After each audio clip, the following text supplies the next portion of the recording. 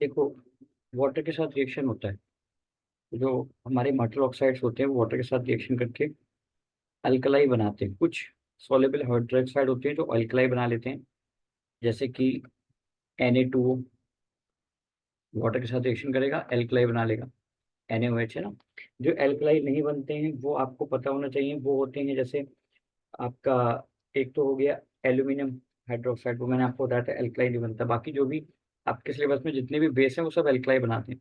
अब आप पढ़ोगे रिएक्शन विद वाटर, मेटल की रिएक्शन विद वाटर, तो बहुत अच्छे से समझ लो। वाटर के साथ रिएक्शन में के, Na, Ca और Li, मतलब लिथियम की हम बात जनरली नहीं करते हैं, बट मैं बता दे रहा हूँ आपको।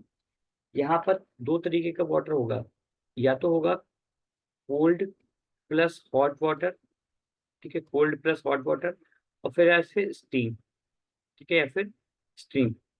तो स्टीम जो होगी वो भाप की फॉर्म में होगी।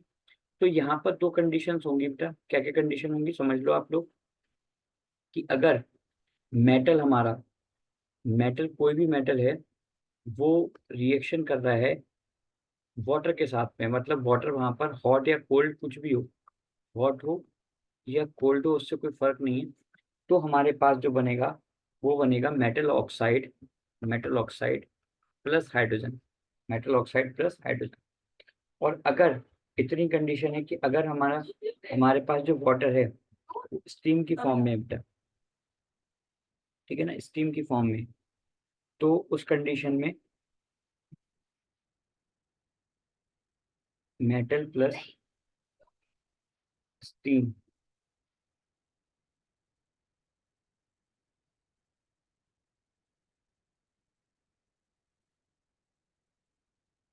स्टीम की फॉर्म में, जैसे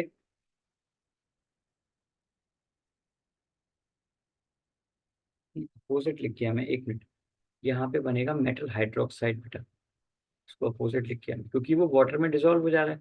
जो मेटल हॉट वाटर उसके साथ रिएक्शन कर रहा है वो वाटर में डिसॉल्व हो जा रहा है, तो यहाँ पे बनेगा metal hydroxide plus oxygen, metal hydroxide plus oxygen. और जो वाटर हमारा उसके साथ डिसॉल्व नहीं होगा, स्टीम की फॉर्म में रिएक्शन करेगा, वाटर के साथ रिएक्शन नहीं करेगा, उस कंडीशन में हमारा फॉर्म होता है मेटल ऑक्साइड। उस कंडीशन में क्या फॉर्म होता है बेटा, मेटल ऑक्साइड फॉर्म हो जाता है। तो यहाँ पर आप लिख लोगे जब स्टीम के साथ रिएक्शन होगी तो मेटल ऑक्साइड और प्लस हाइड्रोजन, ठीक है, ये फॉर्म होगा। इसमें थोड़ा सा मुझे कंफ्यूजन लग रहा है, एक मिनट रुकना बेटा। नहीं ठीक है, कोई कंफ्यूजन नहीं है, ठीक है बेटा, ठीक है, मेटल ऑक्साइड प्लस हाइड्रोजन।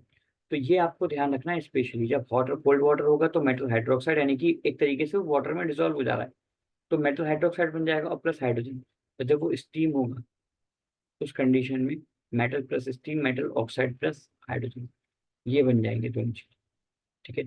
अब आप देखो कौन कौन से मेटल रिएक्ट करते हैं वाटर के साथ, हॉट और कोल्ड के साथ कौन कौन सा नहीं करता। के, Na, Ca, Mg, aluminium, Zn, Pb, H, FeH ना,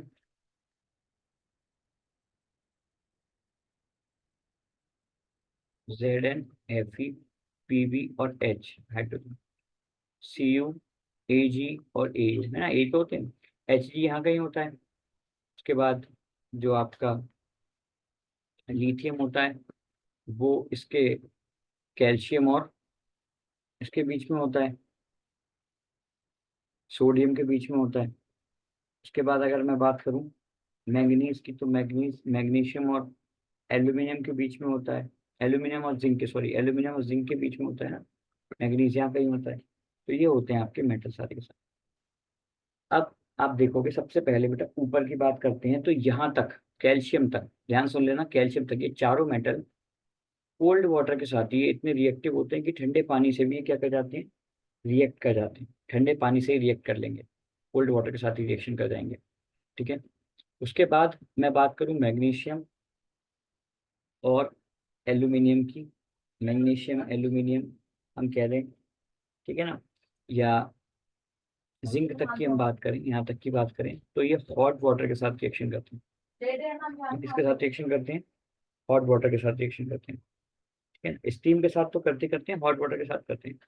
बल्कि मैग्नीशियम ही करेगा हॉट वाटर के साथ, ये दोनों नहीं करेंगे। ठीक है, ये इनको बहुत ज़्यादा गर्म करना पड़ेगा, तो ये आपके भी सिलेबस में आप मत पढ़ो। इसमें आप केवल इतना पढ़ो, इतना आपको समझना है कि मैग्नीशियम होता है जो हॉट वाटर के साथ रिएक्शन करता है। ठीक है, हॉट वाटर के साथ रिएक्शन करके मैग्नीशियम हाइड्रोक्साइड बना देता है। एल्यूमिनियम, जिंक और आयरन, इन तीनों, मतलब ये नीचे के रह गए, इनको हमें बहुत ज़्यादा देर तक हीट करना पड़ेगा और स्टीम के साथ रिएक्शन करानी पड़ेगी इसकी, तब जाके यहाँ पर आयरन रिएक्ट करता है। ठीक है, और आयरन की कंडीशन में भी एक बात ध्यान रखना, आयरन यहाँ पर बेटा रेड मोल्टेड आयरन होगा, तब वो स्टीम के साथ रिएक्शन करेगा। रेड मोल्टेड यानी कि बिल्कुल पिघली हुई फॉर्म में आयरन होगा, तभी वो जाके रिएक्ट करेगा, यानी कि रेड हॉट आयरन हो जाएगा, बिल्कुल रेड हॉट, थोड़ा सा पिघली हुई फॉर्म में आ जाएगा, वो मोल्टेड फॉर्म में आ जाएगा, तब वो जाके स्टीम के साथ रिएक्शन करेगा, अदरवाइज वो भी नहीं करेगा। इसका मतलब मैग्नीशियम तक तो, मैग्नीशियम है हॉट वाटर का, मैग्नीशियम हॉट वाटर, ये तीनों नीचे के स्टीम। ठीक है, एल्यूमिनियम, जिंक और आयरन। मैं फिर से कह दूं, लेड आपके सिलेबस में नहीं है, जो जो आपके सिलेबस में नहीं है उसमें मैं सर्कल बना दे रहा हूँ। ठीक है ना, लिथियम आपके सिलेबस का नहीं है, लेड आपके सिलेबस का नहीं है, इधर ये गोल्ड सिल्वर आपके सिलेबस का नहीं है, मतलब इस टाइप में मेटल ऑन मेटल में मैं बात कर रहा हूँ। ठीक है, वैसे तो आपके सिलेबस में एक आध रिएक्शन की मिल जाती है, लेकिन जनरली मैं जो बात कर रहा हूँ वो मेटल नॉन मेटल की बात कर रहा हूँ। तो ये आपके सिलेबस के नहीं है। उसके बाद मरकरी की एक या दो ही रिएक्शन है केवल केवल, तो ये नहीं। ठीक है, तो फिर से बता दूं एक बार, पोटेशियम, सोडियम, लिथियम, कैल्शियम, मतलब यहाँ तक ये कोल्ड वाटर से रिएक्ट कर जाएंगे। मैग्नीशियम हॉट वाटर से करेगा, ये तीनों स्ट्रीम से करेंगे, और उसमें भी जो आयरन की कंडीशन है वो है रेड हॉट, यानी कि रेड हॉट आयरन होगा, तभी वो स्टीम के साथ रिएक्शन करेगा, अदरवाइज नहीं करेगा। ठीक है, ये आपको ध्यान रखना है।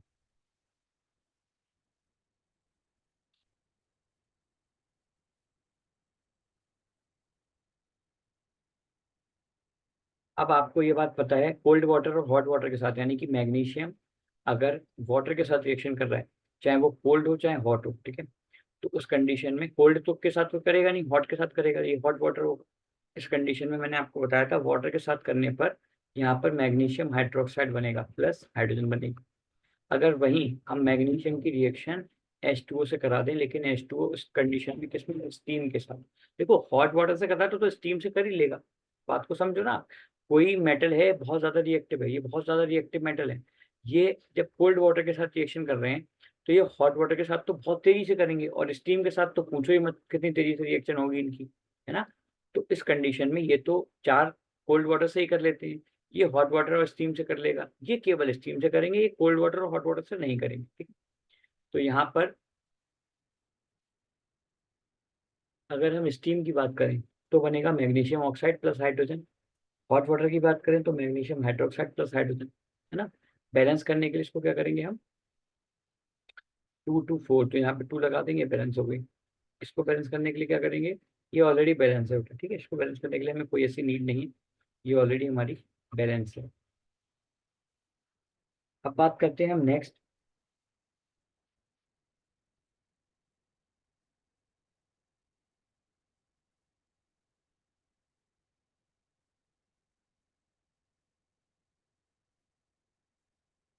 Reaction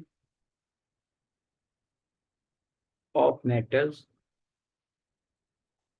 with their salt solution.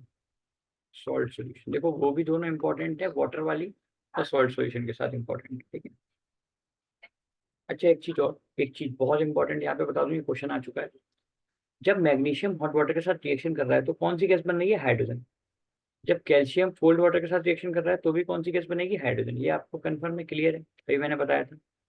तो यहाँ पर क्या होता है, अगर एक मैं कंटेनर इस तरीके से बीकर बना दूं, इस तरीके से बीकर है, ठीक है, ये आपका मान लो वाटर है, वाटर है, इसमें हमने मैग्नीशियम डाल दिया, ठीक है, और मैग्नीशियम, और ये हॉट वाटर है, तो बेसिकली कौन सी गैस इवॉल्व होगी, हाइड्रोजन इवॉल्व होगी। कौन सी गैस इवॉल्व होगी, hydrogen.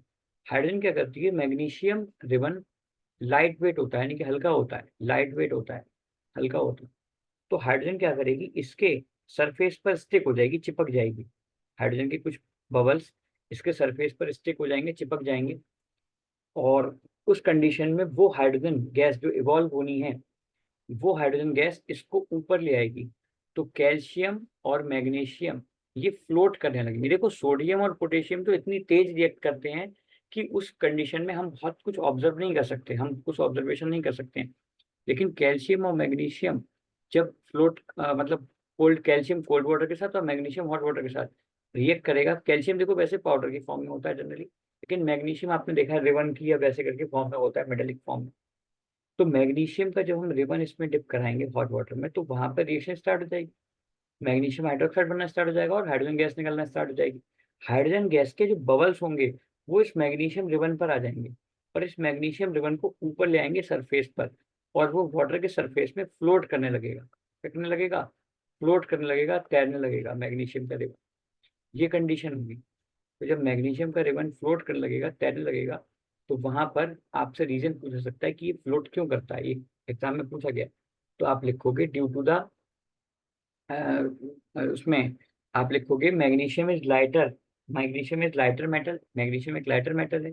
So hydrogen bubbles when hydrogen is evolve, जब हाइड्रोजन इवॉल्व होती है, it's bubbles stick with the magnesium, ये इसके बबल स्टिक हो जाते हैं मैग्नीशियम के साथ। And they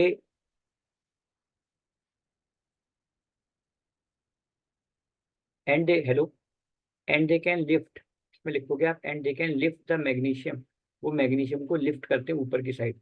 and they can lift the magnesium up side, so magnesium float can float, magnesium float at the surface, magnesium surface पर आके float करने लगता है, तैरने लगता है। ठीक है, तो ये आपको ध्यान रखना है।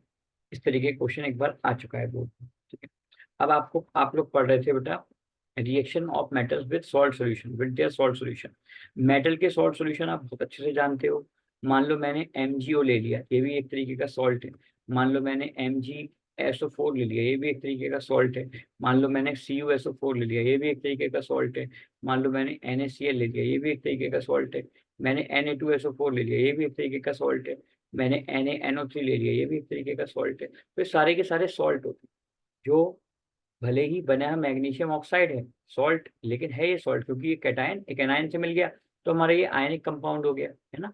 आयनिक कंपाउंड होने के साथ साथ ये सारे के सारे सॉल्ट होते हैं। सॉल्ट के कई सारे टाइप्स होते हैं, आप 11th क्लास में हायर क्लासेस में आप जाके पढ़ोगे। सॉल्ट 6 टाइप्स के होते हैं बेटा। ठीक है, तो फिलहाल आपको ये समझना है कि जो एसिड नहीं है, जो एसिडिक कैरेक्टर शो कर रहे हैं, जो बेसिक कैरेक्टर शो कर रहे हैं, उनमें भी सॉल्ट हो सकते हैं। ठीक है, लेकिन वो बेसिक नेचर के सॉल्ट होते हैं। तो यहाँ पर मैग्नीशियम ऑक्साइड भी एक सॉल्ट है, ये भी सॉल्ट है, ये भी सॉल्ट है, ये भी सॉल्ट है, ये सब सॉल्ट है। ठीक है, तो उनके सॉल्ट सॉल्यूशन के साथ रिएक्शन हो रही, तो उस कंडीशन में क्या होगा कि जो मोर रिएक्टिव मेटल होगा, ऑब्वियसली सी बात है सॉल्ट सॉल्यूशन के साथ रिएक्शन हो रही है, तो जो मोर रिएक्टिव मेटल होगा, जैसे कि मैं आपको बता दूं, अगर मैंने अगर मैंने Na की रिएक्शन Na की रिएक्शन मैंने करवा दी MgSO4 से, मैग्नीशियम सल्फेट से, तो यहाँ पर सोडियम इसको लात मार के हटा देगा, because sodium is more reactive than magnesium, sodium is more reactive than magnesium. So sodium sulphate is form and we get magnesium metal, हमें मैग्नीशियम मेटल मिल जाएगा सेपरेटली, एंड सोडियम उसको डिस्प्लेस कर देगा। तो यहाँ पर आपको ये लिखना है रिएक्शन ऑफ नॉन मेटल्स में, रिएक्शन ऑफ नॉन मेटल्स में लिखना है कि a more reactive non-metal displaces a less reactive non-metal from its salt solution, from its salt solution। ठीक है, तो उस कंडीशन में क्या करेगा, जो हमारा मेटल होगा,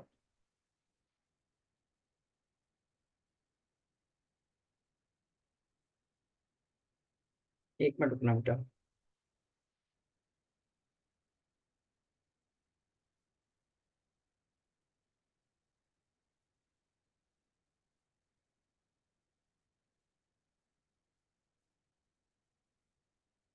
देखो, ठीक है, तो हाँ डिस्प्लेसमेंट ही है बेटा, ये डिस्प्लेसमेंट तो ही है। डिस्प्लेसमेंट रिएक्शन की तरह नहीं है, डिस्प्लेसमेंट रिएक्शन ही है। ठीक है, रिएक्शन मेटल्स की हो रही है, आपने डिस्प्लेसमेंट में भी तो ये पढ़ा है, तो ये कंडीशन है। ठीक है बेटा, उसके बाद अब हम आ जाते हैं, 3 प्रॉपर्टीज हमने पढ़ ली मेटल्स की। अब हम पढ़ेंगे बेटा नॉन मेटल्स की प्रॉपर्टी। ठीक है, अब हम पढ़ेंगे नॉन मेटल की प्रॉपर्टी। तो और मेटल की एक प्रॉपर्टी और है, reaction with acids.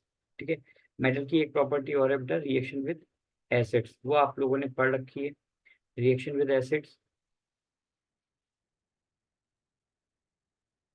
Reaction with acid में आपने पढ़ रखा है कि अगर मैं मैग्नीशियम की रिएक्शन HCl से करा दूं, MgCl2 बनेगा प्लस हाइड्रोजन गैस निकलेगी। तो ये चौथी प्रॉपर्टी है, रिएक्शन विद एसिड्स। ठीक है, रिएक्शन विद एसिड्स। तो ये आपको चार प्रॉपर्टी मेटल के बारे में पढ़नी थी। पहली प्रॉपर्टी मैं एक बार रिवाइज करा दे रहा हूँ। पहली प्रॉपर्टी में था ऑक्सीजन के साथ रिएक्शन, मेटल प्लस ऑक्सीजन, तो मेटल ऑक्साइड बनते हैं, वहां पर मेटल ऑक्साइड बनते हैं। और उनमें भी, मेटल ऑक्साइड में भी हमें कुछ मेटल्स को तो बहुत देर तक हीट करना पड़ता है, गर्म करना पड़ता है, बर्न करना पड़ता है ऑक्सीजन की प्रेजेंस में, तब जाके रिएक्शन होती है। आयरन एक ऐसा मेटल है जो ऑक्सीजन के साथ अकेले रिएक्शन नहीं करेगा, उसको मॉइस्ट ऑक्सीजन चाहिए होती है, मॉइस्ट, ठीक है, मॉइस्चर वाली ऑक्सीजन चाहिए होती है। बाकी कॉपर को बहुत घंटे तक अगर हम ऑक्सीजन के साथ रिएक्शन कराएं तब जाके रिएक्शन परफॉर्म हो पाएगी, अदरवाइज वो भी नहीं हो पाएगी। लेकिन अगर आपने बहुत ज़्यादा टाइम दे दिया, बहुत अमाउंट में ऑक्सीजन जा रही है वहां पर, तब जाके कॉपर ऑक्साइड ब्लैक कलर का सब्सटेंस बन जाएगा। ठीक है, तो इस कंडीशन में मेटल की रिएक्शन ऑक्सीजन के साथ होती है तो मेटल ऑक्साइड बनते हैं। मेटल ऑक्साइड का जो नेचर होता है बेटा वो बेसिक होता है। कैसा होता है? बेसिक नेचर के होते हैं। ये बेसिक नेचर होने की वजह से रेड लिटमस को ब्लू कर देंगे। क्या कर देंगे? रेड लिटमस को बेटा ब्लू कर देंगे। ठीक है ना, ये ध्यान रखना है। Red litmus turns to blue, ये red litmus turns to blue, into blue, ध्यान रखना आप, ये ब्लू कर देंगे उसको। ठीक है, तो ये आपको ध्यान रखना है बहुत अच्छे से। अब मैं बात करूं, अगर अब मैं बात करूं दूसरे कंडीशन में, एम्फोटेरिक ऑक्साइड। तो एम्फोटेरिक ऑक्साइड होता है एक एल्यूमिनियम का ऑक्साइड और एक जिंक का ऑक्साइड। ये एम्फोटेरिक ऑक्साइड होता है, ये दोनों का नेचर एसिडिक प्लस बेसिक दोनों होता है। आपसे पूछा सकता है एग्जाम्पल के साथ इसे एक्सप्लेन करो कि इनका नेचर एसिडिक और बेसिक दोनों है। तो आपको ये बात बहुत अच्छे से पता है कि जब बेस एसिड के साथ रिएक्शन करेगा तो उस कंडीशन में सॉल्ट प्लस H2O बनेगा, और जब एसिड बेस के साथ रिएक्शन करेगा तब भी सॉल्ट प्लस H2O बनेगा। अब अगर हमें जेड एन ओ का बेसिक करेक्टर शो करना है, कैसा करेक्टर शो करना है? बेसिक करेक्टर शो करना है। उस कंडीशन में जो HCl होगा उसके साथ हम इसकी रिएक्शन करा देंगे। HCl के साथ रिएक्शन कराएंगे, यहाँ बनेगा ZnCl2 प्लस H2। क्या बनेगा? ZnCl2 plus H2। ये दो कंपाउंड यहाँ पे बन जाएंगे, मतलब सॉल्ट बन गया और वाटर बन गया। इस बात से प्रूफ हो गया कि ये एसिड था और जिससे हमने रिएक्शन कराई है उसका नेचर बेसिक था, क्योंकि हमें सॉल्ट और वाटर मिल रहा है, और एसिड की रिएक्शन किसी बेस से होने पर ही हमें सॉल्ट और वाटर मिलता है। ठीक है, दूसरी बात बेटा, अगर हम इसकी रिएक्शन बेस से करा दें, ZnO प्लस NaOH, मान लो बेस से करा दें, ये बेस है, ठीक है, इससे करा दें अगर हम इसकी रिएक्शन, तो उस कंडीशन में आपको पता है इसका नेचर एसिडिक होना चाहिए, तभी हमें सॉल्ट और वाटर मिलेगा। तो यहाँ पर भी हमें सॉल्ट और वाटर मिला। ठीक है, Na2ZnO2, sodium zincate plus H2, ये हमें सॉल्ट मिल गया। कौन सा सॉल्ट मिल गया? Sodium zincate. तो ये दो रिएक्शन आपको एग्जाम्पल के तौर पर लिखनी पड़ सकती हैं, चाहे वो एल्यूमिनियम ऑक्साइड के साथ में हो, चाहे वो जिंक ऑक्साइड के साथ में हो, यही दोनों आपके एम्फोटेरिक ऑक्साइड्स हैं। ठीक है, एम्फोटेरिक ऑक्साइड का मतलब है कि दोनों तरीके का नेचर रिप्रेजेंट करते हैं। अब आएंगे आप वाटर पे। तो वाटर के साथ आपने रिएक्शन में पढ़ा कि भाई जो ऊपर के चार होते हैं कैल्शियम तक, वो तो कोल्ड वाटर से भी रिएक्ट कर जाते हैं। मैग्नीशियम जो होता है वो हॉट वाटर से करता है। बाकी एल्यूमिनियम, जिंक और आयरन, ये बेटा स्टीम से करते हैं, ये स्टीम के साथ रिएक्शन करते हैं। ठीक है, और आयरन की कंडीशन में वो रेड हॉट आयरन होगा, रेड हॉट आयरन होगा, तब जाके वो स्टीम के साथ रिएक्शन करेगा, अदरवाइज नहीं करेगा। ठीक है, तो ये आपने पढ़ा वाटर के साथ रिएक्शन में। अब आपको नेक्स्ट बता दूं, हाँ एक बात और, स्टीम के साथ रिएक्शन करने में मेटल ऑक्साइड बनना है प्लस हाइड्रोजन गैस बन रही है, लेकिन हॉट वाटर और कोल्ड वाटर के साथ रिएक्शन करने में मेटल हाइड्रोक्साइड बनना है। क्या बनना है? मेटल हाइड्रोक्साइड बनना है, और प्लस हाइड्रोजन गैस इवॉल्व हो रही है, ये आपको ध्यान रखना है। ठीक है, अब आपने सॉल्ट सॉल्यूशन के साथ भी पढ़ लिया। सॉल्ट सॉल्यूशन के साथ क्या था? सॉल्ट सॉल्यूशन के साथ बनने में बेटा, यहाँ देखो, ये हमारे सॉल्ट हैं, कई सारे सॉल्ट होते हैं जिसमें हाइड्रोजन आयन ना हो, ध्यान रखना हाइड्रोजन आयन नहीं होगा उसमें। जनरली, और OH हाइड्रोक्साइड आयन नहीं होगा, तो वो सारे सॉल्ट हो जाएंगे, है ना, आपके सिलेबस में जो भी। तो यहाँ पर MgSO4 सॉल्ट होता है। तो इस कंडीशन में जो ज्यादा रिएक्टिव मेटल है, देखो ऊपर से चल रहे हैं हम, ऊपर से रिएक्टिविटी सीरीज में यहाँ से, तो सबसे रिएक्टिव ऊपर के मेटल हैं, फिर नीचे नीचे नीचे नीचे जाते जाते रिएक्टिविटी कम हो जाएगी। और हाइड्रोजन यहाँ पर मेटल नहीं है, हाइड्रोजन यहाँ पर एक नॉन मेटल है। बेटा 1 मिनट रुकना, आप लोग चार्जर लगा लो जरा।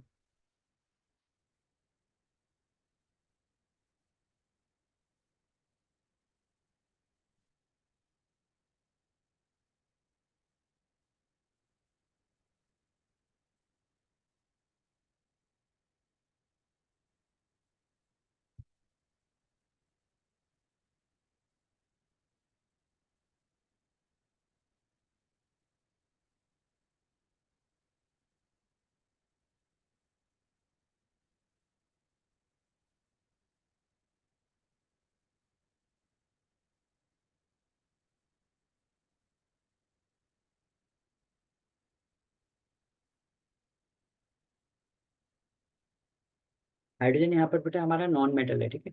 तो ये रिएक्शन नहीं करता है, मतलब सॉरी, ये मेटल में काउंट नहीं होता है, लेकिन हम इसको रिएक्टिविटी सीरीज में इसलिए रखते हैं क्योंकि हमें हाइड्रोजन जो एसिड के साथ हमें देखना होता है कि हाइड्रोजन को डिस्प्लेस कर पाएंगे, मेटल नहीं कर पाएंगे, तो इनकी रिएक्टिविटी की वजह से हम इसको रिएक्ट उसमें रख देते हैं कि हम एसिड में अगर हाइड्रोजन को देखें तो डिस्प्लेस कर पा रहे हैं, नहीं कर पा रहे हैं, या फिर हाइड्रोजन किस किस केस में हमारा डिस्प्लेसमेंट हो जाएगा, या हमें सॉल्ट मिल जाएगा या फिर नहीं मिलेगा। उस कंडीशन में हम हाइड्रोजन को वहाँ पे रिएक्टिविटी सीरीज में रखते हैं। फिर अब बात आती है बेटा नेक्स्ट, एसिड के साथ रिएक्शन, तो वो आप पढ़ चुके हो एसिड वाले चैप्टर में, रिएक्शन विद मेटल्स। उसमें आपने पढ़ा है सॉल्ट बनता है और प्लस हाइड्रोजन गैस बनती है, सॉल्ट बनता है और हाइड्रोजन गैस बनती है, तो ये आप रिएक्शन ऑलरेडी पढ़ चुके हो। अब हम बात करेंगे नॉन मेटल्स की, ठीक है, नॉन मेटल के रिएक्शन। आपके सिलेबस में जो एसिड्स हैं वो बेटा डाइल्यूट है। कैसे एसिड्स हैं? डाइल्यूट एसिड्स हैं। तो सबसे पहले आपको बात ये समझनी है कि डाइल्यूट एसिड के साथ में हमारे जितने भी नॉन मेटल्स हैं वो रिएक्शन नहीं करते हैं। डाइल्यूट एसिड के साथ में जो नॉन मेटल्स हैं वो जनरली रिएक्शन नहीं करते हैं। मतलब अभी फिलहाल आपको इस लेवल पे ये पढ़ना है कि नॉन मेटल जो होते हैं वो वाटर के साथ में और डाइल्यूट एसिड के साथ में रिएक्शन नहीं करते हैं। वाटर के साथ में आपने देखा है, वाटर के साथ में अगर रिएक्शन करेगी क्लोरीन या कोई भी गैस, तो एयर, वाटर तो हर जगह मिलता है, मतलब ग्राउंड वाटर भी है, ड्रिंकिंग वाटर भी है, हम खुला भी छोड़ देते हैं, ओपन भी कर देते हैं। उस कंडीशन में वाटर के साथ तो रिएक्शन हो जाएगी, तो फिर प्रॉब्लम हो जाएगी नॉन मेटल्स की, है। नॉन मेटल्स तो हमारे चारों तरफ है, हाइड्रोजन भी है, ऑक्सीजन भी है, नाइट्रोजन भी है, इस तरीके की गैसेस हैं बहुत सारी। तो नॉन मेटल इनके साथ रिएक्शन नहीं करते हैं वाटर के साथ, ना ही डाइल्यूट एसिड के साथ, ठीक है। तो रिएक्शन किस किस के साथ में करते हैं, तो आपको नॉन मेटल की जो रिएक्शन पढ़नी है वो सबसे पहले पढ़नी है अपनी नॉन मेटल के ऑक्साइड वाली, ठीक है, नॉन मेटल के ऑक्साइड वाली। अब नॉन मेटल कौन कौन से हैं वो मैं आपको बता दूं, जो इम्पोर्टेंट नॉन मेटल हैं,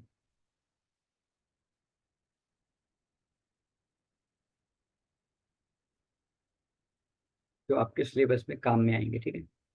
सबसे पहले है कार्बन, सल्फर, सल्फर के बाद है फिर आपका हाइड्रोजन, ठीक है, हाइड्रोजन। और हाइड्रोजन के साथ साथ है फिर, हम कह सकते हैं कि हाइड्रोजन ही है, हाइड्रोजन के साथ साथ क्लोरीन भी है वैसे तो, ठीक है ना, लेकिन क्लोरीन की कंडीशन अलग है, तो मैं आपको बताऊंगा क्लोरीन की कंडीशन अलग। तो nature of oxides of non metals, बहुत सारे नॉन मेटल आपके सिलेबस में नहीं है, केवल 2 ही 3, और नॉन मेटल की रिएक्शंस बहुत कम पूछी जाती है एग्जाम में, ये ध्यान रखना है, नॉन मेटल की रिएक्शन आपसे बहुत बहुत बहुत कम पूछी जाती है एग्जाम, इस बात का बहुत अच्छे से ध्यान रखना, ठीक है। तो सबसे पहले नॉन मेटल की रिएक्शन हो रही है ऑक्सीजन के साथ, तो यहाँ पर भी आपका ऑक्साइड ही बनेगा, सल्फर डाइऑक्साइड, ऑक्सीजन के अमाउंट ज्यादा है तो सल्फर ट्राइऑक्साइड, ऑक्सीजन के अमाउंट कम है तो कार्बन मोनोऑक्साइड, ऑक्सीजन के अमाउंट सफिशिएंट है तो कार्बन डाइऑक्साइड, ठीक है। डिपेंड करता है, अगर ऑक्सीजन की अमाउंट बहुत कम है, ना कि मतलब थोड़ी कम है, तो उस कंडीशन में फॉर्म होगा कार्बन मोनोऑक्साइड, ठीक है। अगर ऑक्सीजन की अमाउंट सफिशिएंट है तो उस कंडीशन फॉर्म होगा कार्बन डाइऑक्साइड, ठीक है। उसके बाद सल्फर प्लस ऑक्सीजन तो क्या बनेगा, सल्फर डाइऑक्साइड, सल्फर ट्राइऑक्साइड ही बन जाता है ना, वो भी गैस बन जाती है। हाइड्रोजन की रिएक्शन आपको पता है, हाइड्रोजन की रिएक्शन अगर ऑक्सीजन के साथ हो जाए तो वाटर बन जाएगा, H2O बन जाएगा, ठीक है, H2O का मॉलिक्यूल बन जाएगा। तो यहाँ पर ये कुछ आपके सामने ऑक्साइड से वो थे, नॉन मेटल थे जो ऑक्साइड फॉर्म कर रहे हैं, लेकिन बहुत सारे नॉन मेटल ऐसे भी होते हैं जो ऑक्साइड्स के साथ साथ और भी चीजें फॉर्म करते हैं, ठीक है, ऑक्साइड्स के साथ साथ और भी चीजें फॉर्म फॉर्म कर लेती हैं, ये बात ध्यान रखना है।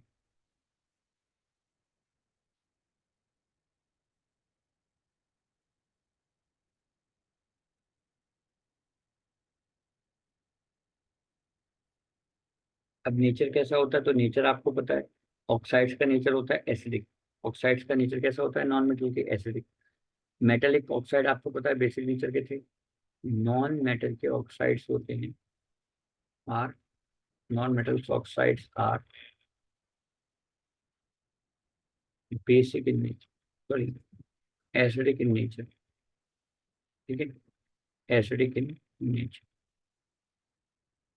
एसिडिक इन नेचर का पता लगाने के लिए हम क्या करेंगे, हम इन ऑक्साइड्स की रिएक्शन वाटर के साथ कर देंगे, वाटर के साथ कर देंगे। तो मैंने आपको ताजमहल के बारे में बेटा बताया था क्या? आप मुझे जरा आंसर करो, ताजमहल के बारे में, एसिड रेन के बारे में मैंने बताया था जब पढ़ाया था, एसिड कल बेसिस। चैप्टर 2 में पढ़ाया था आपने। हाँ तो वही है, ये यहाँ पर ना क्या हो रहा है कि ये मेटल, नॉन मेटल के ऑक्साइड हैं, ये एसिडिक नेचर के होते हैं, ये जैसे ही वाटर के कांटेक्ट में आएंगे H2CO3 बन जाएगा, यानी कि सोचो आप कार्बोनिक एसिड बन जाएगा, इतना डेंजरस खतरनाक एसिड बनेगा, मतलब वीक एसिड है जनरली लेकिन बनेगा। सल्फर डाइऑक्साइड, सल्फर ट्राईऑक्साइड कोई भी वाटर के कांटेक्ट में आ जाए, उस कंडीशन में भी यहाँ पर H2SO3 भी बन सकता है, उसके बाद H2SO4 भी बन सकता है, सल्फ्यूरस एसिड और सल्फ्यूरिक एसिड इनमें से कुछ भी बन सकता है, ठीक है, तो ये ध्यान रखना है आपको। उसके बाद अगर मैं बात करूं नाइट्रोजन डाई पेंटा ऑक्साइड, ठीक है, डाई नाइट्रोजन पेंटा ऑक्साइड होता है N2O5, या फिर अगर मैं NO2 ही ले लूँ, यहाँ पर नाइट्रोजन डाइऑक्साइड ही ले लूँ, उस कंडीशन में भी अगर हमारा हम वाटर के साथ इसकी रिएक्शन हो जाती है, ये नॉन मेटल के ऑक्साइड्स हैं, देखो ये नॉन मेटल है, ये इसका ऑक्साइड, तो नॉन मेटल के ऑक्साइड्स हैं, तो ये जनरली उस कंडीशन में, ठीक है, NO2 प्लस H2O या N2O5 प्लस H2O, इन दोनों कंडीशन में ही आपका HNO3 बनता है। HNO3 सोचो आप कितना खतरनाक एसिड है, HNO3 नाइट्रिक एसिड वो फॉर्म होता है, ठीक है ना। तो ये आपको ध्यान रखना है कि यहाँ पर एसिडिक नेचर के होते हैं मेटल, नॉन मेटल ऑक्साइड, और उनकी रिएक्शन कराने पर वाटर के साथ हमें एसिड मिल जाता है जनरली, ठीक है ना। उसके बाद H2SO4 और HNO3 ये दोनों इंपॉर्टेंट रोल प्ले करते हैं, ये एसिडिक नेचर के होते हैं, और non metal oxide basic nature के, सॉरी, नॉन मेटल के ऑक्साइड एसिडिक नेचर के होते हैं, तो यहाँ पर ये सल्फर डाइऑक्साइड और नाइट्रोजन डाइऑक्साइड ये दोनों इंडस्ट्रीज में बहुत बड़ा रोल प्ले करती हैं।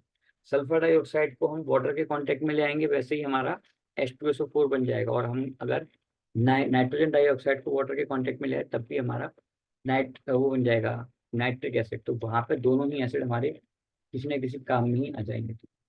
उसके बाद आपको पढ़ना है बेटा रिएक्शन विद वाटर। तो मैंने आपको बताया नॉर्मली जो नॉन मेटल्स होते हैं वाटर के साथ रिएक्शन नहीं करते हैं, बाकी आपके सिलेबस में नहीं है ना फ्लोरीन की रिएक्शन है ना ही क्लोरीन की रिएक्शन है, तो ध्यान रखना, ना ही फ्लोरीन की रिएक्शन है ना ही क्लोरीन की रिएक्शन है, वो आपके सिलेबस की नहीं है बिल्कुल भी, तो उसको आपको नहीं पढ़ना।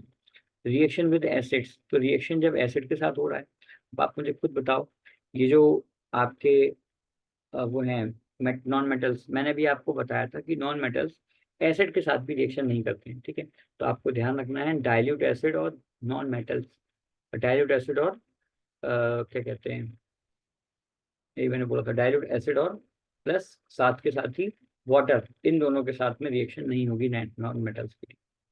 अब आ जाओ रिएक्शन विद क्लोरीन और रिएक्शन विद हाइड्रोजन, ये दो और आपके सिलेबस में, reaction with chlorine and reaction with hydrogen, ठीक है ना।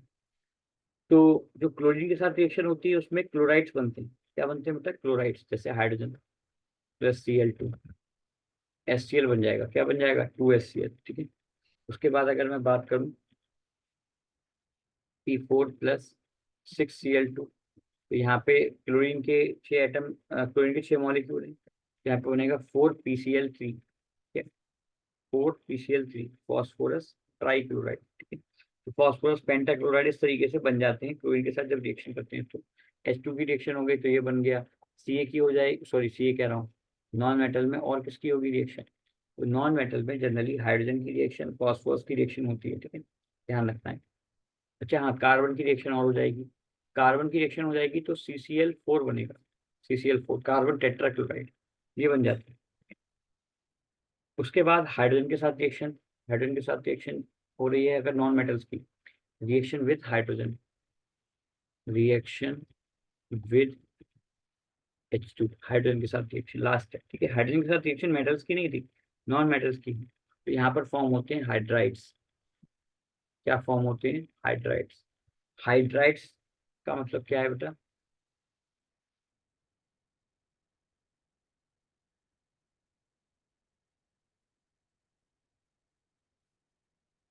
हाइड्राइड्स का मतलब ये होता है, देखो, एक तो होता है हाइड्रोजन आयन, एक होता है हाइड्रोजन आयन।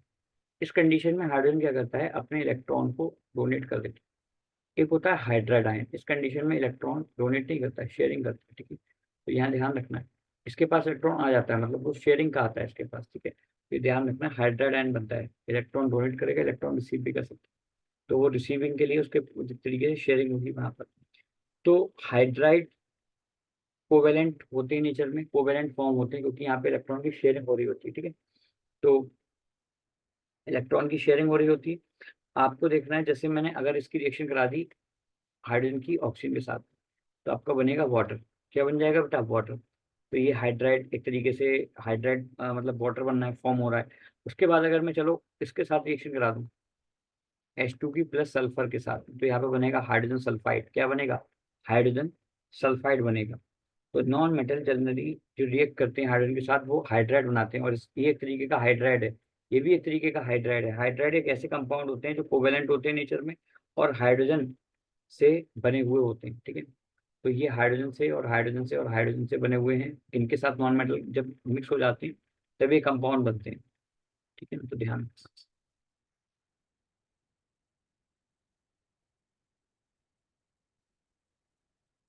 के बाद एक मैं और बता दे रहा हूँ आपको, ऑक्सीडाइजिंग नेचर, ठीक है। नॉन मेटल्स के पास टेंडेंसी होती है उनके ऑक्सीडाइजिंग होने की, ऑक्सीडाइजिंग नेचर के होते हैं। तो यहाँ पर ये आपको नहीं पढ़ना है फिलहाल ऑक्सीडाइजिंग नेचर, क्योंकि उसके लिए आपको पहले इलेक्ट्रॉन से के अकॉर्डिंग ऑक्सीडाइजिंग एजेंट और रिड्यूसिंग एजेंट पहचानने पड़ेंगे इलेक्ट्रॉन्स के रेफरेंस में, है ना। मतलब ऑक्सीडेशन नंबर के रेफरेंस में, वो आपको अभी नहीं पढ़ा है। ऑक्सीडेशन नंबर बेटा क्लास में बताया क्या किसी ने? क्लास में ऑक्सीडेशन नंबर के बारे में कुछ बताया हुआ है? बताओ मुझे।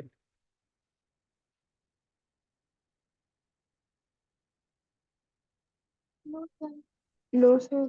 हाँ, तो इसीलिए आपको ऑक्सीडेशन नंबर नहीं पढ़ना है अभी, इसीलिए ऑक्सीडाइजिंग नेचर भी नहीं पढ़ना है अभी, ठीक है ना। ये बात आपको ध्यान रखनी है।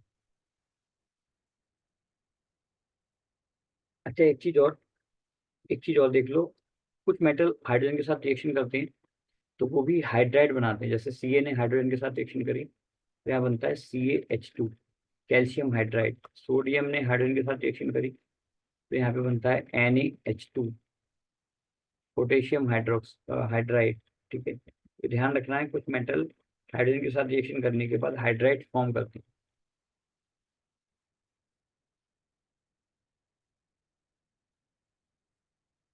ठीक है बेटा।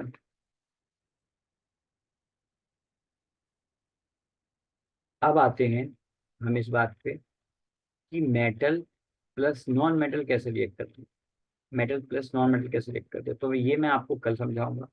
नॉन मेटल पे नेगेटिव चार्ज होता है और मेटल पे पॉजिटिव चार्ज।